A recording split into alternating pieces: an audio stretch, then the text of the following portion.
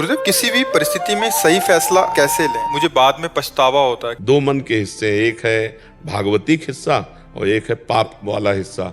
पापी मन तो कहेगा कर लो, लेकिन जो निर्विकार मन है वो कहेगा गलत है, ये ठीक नहीं है। ऐसा उसकी बात सुनने के लिए जो हमको दम चाहिए वो भगवान के नाम से ही आएगी। हमारी बुद्धि पवित्र हो, वो बात पकड़ ले तो गलत हमसे नहीं होगा। और व्यवहारिक के जो कार्य हैं कि ऐसा कार्य करना चाहिए, इनके साथ बर्ताव की नहीं करना चाहिए, वो शास्त्र में है। शास्त्रों का स्वाध्याय न कर सको तो सत्संग सुनते रहो, पता चल जाएगा। जैसे आप कोई गलत कार्य करने चलो तो आपको एक सूक्ष्म आवाज आएगी, गलत है, बस मन तुरंत हावी उस पर हो जाएगा और इतना लाभ मिल जाएगा, इतना सुख मिल जाएगा, ये ऐसा हो जाए। तो वो जो अंदर की आवाज आती है उसको कोई सुन के भी अनसुनी कर देते हैं। और फिर कभी कभी कहते हैं यार हमारे मन में तो पहले आया था कि ऐसा ना करें, पर पता नहीं क्या हुआ कि हमने ऐसा कर लिया। तो हृदय में गुरुदेव बैठे हुए हैं, वो आपको एक सेकंड में बता देंगे करना है या नहीं, पर वहाँ आवाज सुने और उनकी बात मान ले तो है। कुंडली देखकर किसी घटना होने की आकांक्षा या जो भी हरि ने लिखा है उसमें हमारा अच्छा ही होगा, तो प्रभु यदि हम किसी ग्रह की शांतियां उपाय करते हैं तो क्या वो प्रारब्ध हमें अगले जीवन में भोगना पड़ेगा? या आपका इधर साधन कितना जोर का है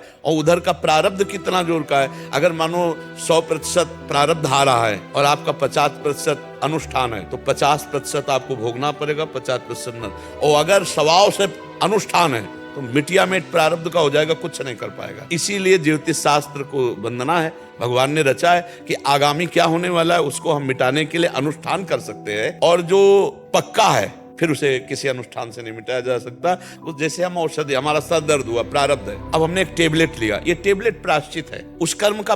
बोले वो हो आराम मिल गया, दवा हमारी प्रायश्चित हो गई, तो उस कर्म को अटैक करके और उसने उसको शांत किया। सर दर्द तो ये इस टेबलेट से नहीं ठीक होगा और हो भी नहीं रहा। अब प्रारब्ध जोर पड़ गया, प्रायश्चित कमजोर पड़ गया। महाराज जी, अगर हार जाएं तो जीते कैसे? हार को हमने कभी हार माना नहीं, कभी निराश नहीं हुई, कभी हताश नहीं हुई, जिद्दी स्वभाव। जब हार होती तो हम उसमें ढूंढते हैं कि मेरी हार कहाँ से हुई, कौन सा पॉइंट है जिसमें हमसे चूक हो गई, तो हमारी जीत का वो कदम बनेगा। मेरे अभ्यास में कमी हुई या मेरे अंदर प्रमाद स्थिति आ गई, हम इसे भाग्य नहीं मानते। तो हार कोई बुरी चीज नहीं है, निराश नहीं होना चाहिए, हमारी और उछाल होगी। खिलाड़ी का गेंद जब ऐसे नीचे जाता है ना, तो ये ना समझे नीचे गया, वो नीचे से थपक मारेगा तो अपने लक्ष्य पे जाएगा। हम सब भगवान के हाथ के बाल हैं, हमको चिंता नहीं करनी, बस हमें अभ्यास करना है और भगवान का चिंतन करना। कोई भी कार्य ऐसा दुर्लभ नहीं, 1000 बार हारेंगे तो भी हम दौड़ पड़ेंगे अपने लक्ष्य की तरफ। हार कर नहीं बैठ जाएंगे कि यार 1000 बार हार गए अब क्या जीतेंगे, नहीं नहीं, हम हार को जीत में बदलेंगे। फेल हो गए, हम हार गए, शरीर छोड़ने से वही 5 स्टार होटल थोड़ी रखा है, या आओ स्वागत है तुम्हारा, भूत प्रेत बनोगे और परेशान होगे। इसलिए बहुत हिम्मत करके, मनुष्य जीवन संघर्ष का जीवन है। महाराज जी, किसी अपने को खूब प्रेम करें, उसके प्रति समर्पित रहें और फिर भी वो व्यक्ति हमारे प्रेम समर्पण को ना समझो तो क्या करना चाहिए? बहुत बड़ी कृपा है जो नहीं समझ रहा, बहुत बड़ी कृपा है जो नहीं समझ रहा। नहीं, हमें जीवन भर समझने नहीं देता वो, समझ रहे हो? जिसे हम प्यार करते हैं, व्यक्ति शब्द है, किसी से भी हम प्यार करते हैं, हमारा वो मन, समय, जीवन, तभी तो प्यार माना जाता है।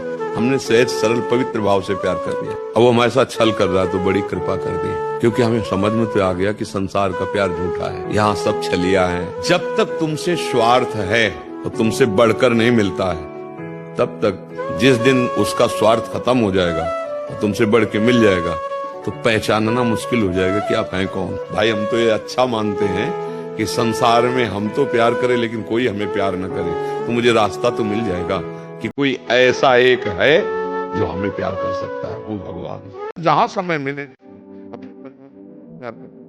माता पिता बच्चे पति प्यार।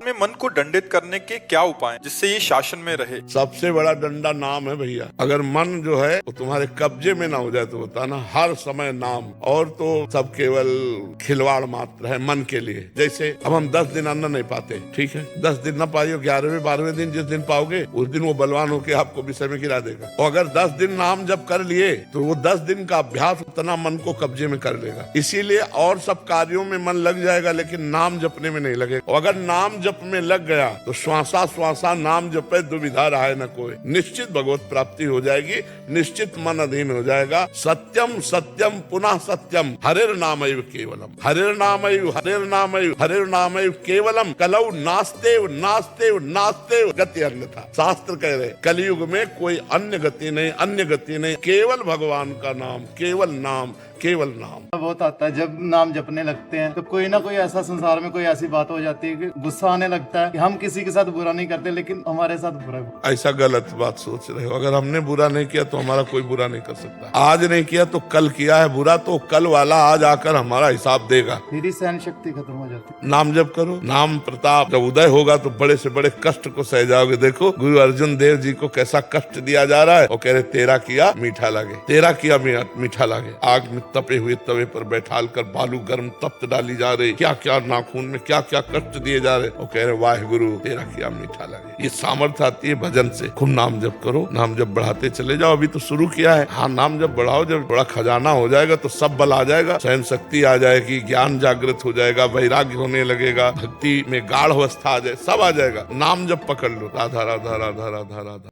अगर सब कुछ भाग्य पर लिखा है तो कर्म का क्या महत्व है? अगर बहुत मेहनत नहीं, ऐसा किसने कहा है कि सब कुछ भाग्य पर लिखा हुआ है? भाग्य पर दो ही बातें लिखी हुई,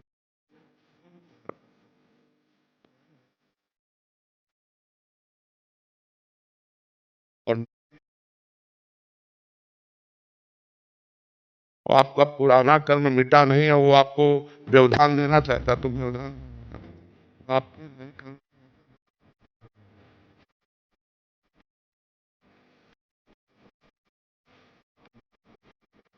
और खूब मेहनत करो, ये मनुष्य जन्म कायरता पूर्वक व्यतीत करने के लिए नहीं।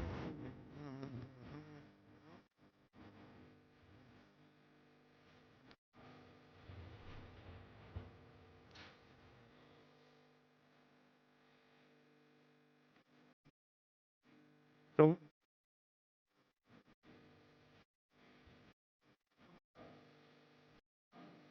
आपको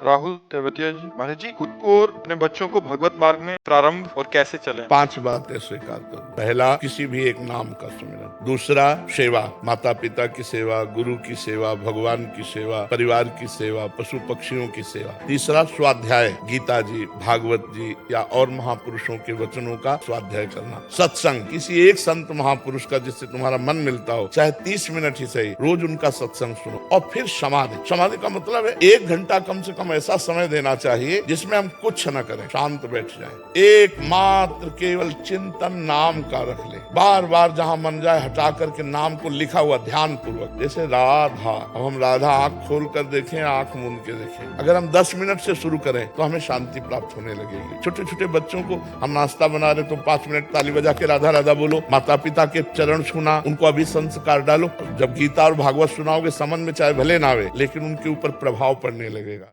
महाराज जी, मेरे मन में आता है खूब दान पुण्य करूं, पर मेरी आर्थिक स्थिति ठीक नहीं है। महाराज जी, ऐसे जन है जिनकी आर्थिक स्थिति ठीक नहीं दान है पर... पुण्य रुपया से ही थोड़ी होता है बच्चा।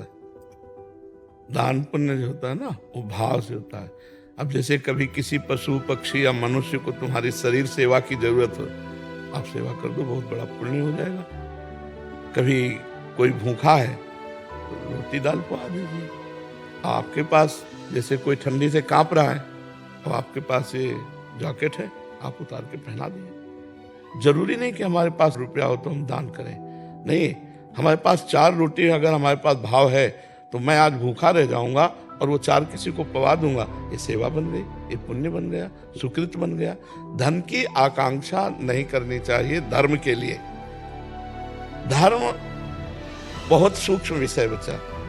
अपने को जितना मिला हुआ है उसी से महान धर्म हो जाएगा, भगवान प्रसन्न हो जाएंगे। गरीब अगर एक रोटी भी दे देता है ना किसी को, उसका बहुत बड़ा भंडारा माना जाएगा। और बेईमानी से कमा के लाखों को भंडारा करे तो उसे भंडारा नहीं माना जाएगा। तो धन के लिए चाह मत करो, धर्म के लिए धन की चाह नहीं है, सत्य और निष्ठा की चाह है। धर्म के लिए सत्य और निष्ठा की चाह है। हमारे पास भगवान ने जो दिया है उसी से हम धर्म करेंगे, हमें धन की चाह नहीं करनी चाहिए। ये प्रश्न मेरी माताजी से संबंधित है। उनकी आयु 78 वर्ष की हो चुकी है। वे एक धर्मपरायण पूजा पाठ ही महिला रही हैं, बट उनसे अभी कुछ नहीं बन पा रहा महाराज जी। केवल टीवी देखती हैं वो। बहुत बिगड़ गया मामला। वो केवल पुण्य आदि था, वो भगवान की शरणागति नहीं था। अब सोचो टीवी देखने का मन बुढ़ापे में, अरे जाना है भैया भगवान के यहाँ जाना, तो प्रपंच झूठा, झूठे पे झूठा। अच्छा, वृद्धावस्था में बुद्धि भ्रष्ट हो जाती है। अंतिम फाइनल और टीवी अच्छी लग रही, इसका मतलब बुद्धि निगेटिव परमार्थ से, नहीं तो साधना में ये सब नहीं अच्छा लगा। अब तो केवल यही होना चाहिए कि भगवान की कथा आपसे कहीं सुनाओ, भगवान की कथा सुना रहे, बैठे हैं नाम जप कर रहे हैं, भगवान की आरती पूजा भोग जो बना, नहीं तो नाम जप कर रहे हैं। ये माला करी उन्होंने, सब कुछ किया। हम देखो, एक प्रकार की माला ऐसे भी होती है कि माला चल रही और मन कहीं और चल रहा है, बातें हो रही और माला भी चल रही। ये आश्रय की बात कह रहे हो, आश्रित से हाँ सारा काम बनता है। जब शुरू से भजन किया जाता है तो उसका एक प्रकाश हो जाता है। और अगर थोड़ा माला इधर घुमा लिया, तीर्थ यात्रा, ये शुभ कर्म होता है, तो अशुभ कर्म भी तो है, वो अपना प्रभाव दिखाएंगे। तो अब आपके हाथ में है, आप उनको कथा सुनाओ, जैसे भागवत की है, भक्तमाल की है, नाम सुनो। जब कहें टीवी देखो तो प्रवचन सुनाओ, नाम कीर्तन सुनाओ और संतों के प्रवचन सुनाओ। टीवी में इधर उधर मत लगाओ। अब जैसे बुरी दशा आने के पहले बुद्धि बदली जाती है, तो अब अंतिम बिगड़ जाए इसलिए माया उनकी बुद्धि को बदल रही है। अब आप ही देख लो। बिल्कुल, सरकार के नाम पे जब डोनेशन मांगी जाती है तो दिल थोड़ा पिघल। नहीं, कई ऐसे गृहस्थ जन आए जो बहुत पीड़ित हुए हैं, वो बेचारे की अतिथि वापस न जाओ, हाथ जोड़ रहे हैं, हमसे 1100 ले लो, हम आपको 21,000 नहीं दे पाएंगे। अपने सब जनों से प्रार्थना करते हैं, तुम्हारे दरवाजे कोई आवे तो पहला स्वागत राधे श्याम, दूसरा आप जल पियेंगे वहीं दरवाजे के बाद, तो आप भोजन कहें तो बनवा दें, नहीं हमें तो रुपया, हमारी श्रद्धा नहीं। सिटकी नहीं लगाओ, कहीं कोई अमंगल नहीं होने वाला, चाहे कितना भी बड़ा कोई सिद्ध आ जाए। इसके बाद आपकी श्रद्धा, आपका मन आए 5 रुपया दे दो, आपका मन आए बिल्कुल मत दीजिए। सरल स्वभाव के भी कुछ जने होते हैं, तो उन्होंने कुछ बात बोल दिया, तेरे बेटे का ऐसा हो जाएगा, फिर हम देख लेंगे। हमारे जी उनका श्राप भी नहीं लगेगा। नहीं, उनके श्राप उन्हीं के लगेगा जाके। अगर वो ऐसे लोग कह रहे हैं कि तुम्हारा कुछ अनिष्ट हो जाएगा, तो हम वृंदावन से बैठे कह रहे हैं कि तुम्हारा अनिष्ट ऐसे लोगों के कहने से नहीं होगा। जो धर्म से चलते हैं, जो भगवान में अपने चित्त को लगाए हैं, वो ऐसा कह ही नहीं सकते। तुम उनको मारो तो भी तुम्हारा अनिष्ट नहीं होने देंगे।